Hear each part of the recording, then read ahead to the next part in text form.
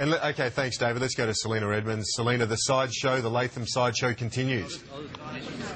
It certainly does, Kieran. I'm here at Penrith RSL. We're in a room where Tony Abbott is on one side, and as you can see, Mark Latham is behind me.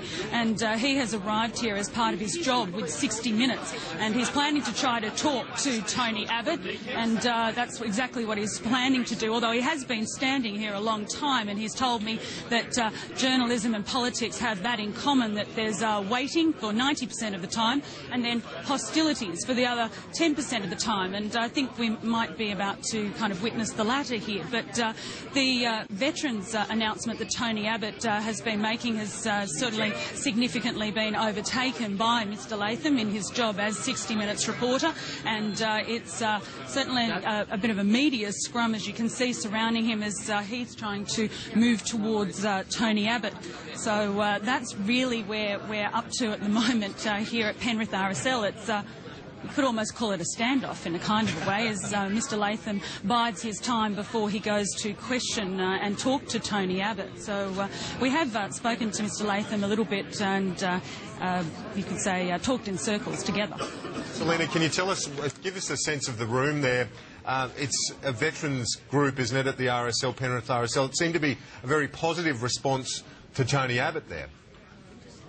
Well, I feel a bit sorry for the veterans, I have to say here, Kieran, as we look at Mr Latham kind of waiting to speak to Mr Abbott. I feel very sorry for them. Their event has been overtaken. Their opportunity to talk to the opposition leader about what he's promising for them has really been overridden. There were a couple of comments of telling Mr Latham that he should go away, but at the moment he is standing firm with journalists and the like, and he is waiting and to get to talk to Tony Abbott.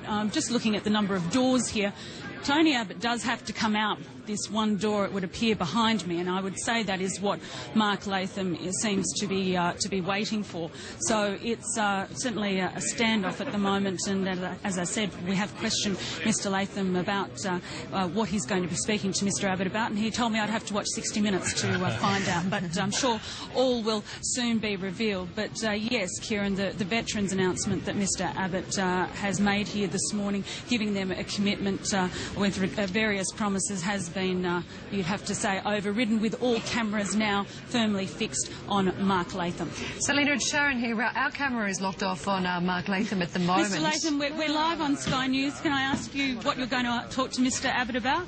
You know, it's your choice to put the cameras on me. You can put them on Tony Abbott in a free society, but the media's chosen to do this. Kieran, as you can see, Mr Latham says it's the media that has chosen to do this. It's actually nothing to do with him. And so he is here, and he is waiting for Tony Abbott, who's just over yonder. I think he's just given me one of his looks. And he's waiting to speak to Tony Abbott as part of his job as 60 Minutes reporter. Here we go. Here we go. There's movement. Here we go. Where are we going? Oh, I moved. Oh, God.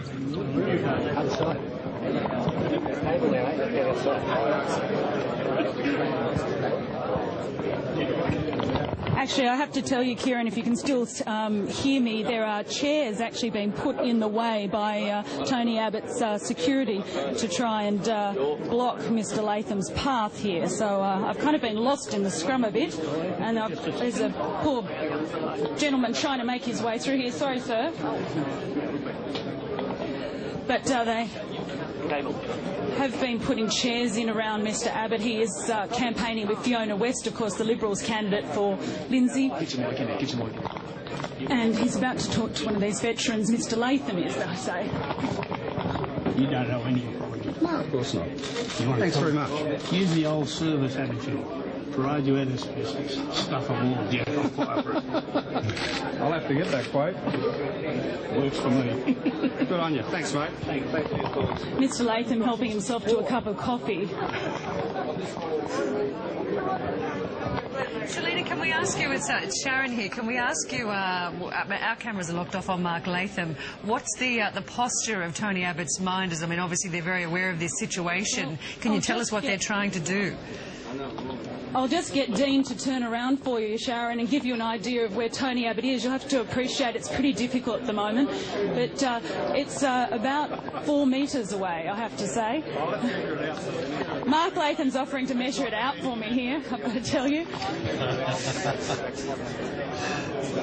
He's certainly been witty in this whole confrontation routine. It's more like 5.5. If one was to be accurate, by my estimate.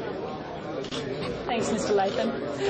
So we've got one situation of one smaller media scrum over with Tony Abbott, and then, of course, this much larger media scrum here with Mr. Latham. Oh, OK. Well, it's a friendly fire there. You're copying a lot of flack. Does that worry you? No.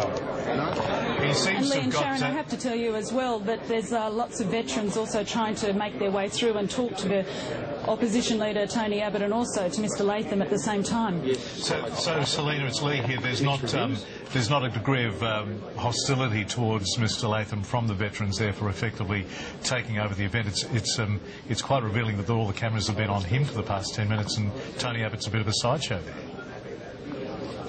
Yes, I would say that's right. Initially, of course, there were a few people who said you should go away to Mr. Latham, but I'm actually not sure whether they were veterans or whether they were members of Mr. Abbott's team, so I'm really not sure.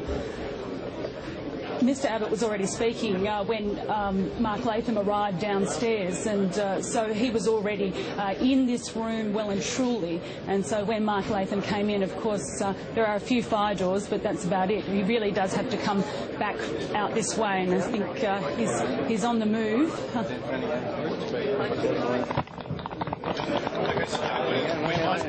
Here's Tony Abbott. Long time no see. It is a long time now, mate. Are you brave enough to shake my hand? I'm happy to shake your hand, mate. I'm happy to shake your hand. I'm glad to hear it. No. And you won't end up in hospital, but if I could just ask you a few things briefly. The first is, I've interviewed Pauline Hanson, and we'd like to know, are you willing to apologise for your role in putting her in prison that time?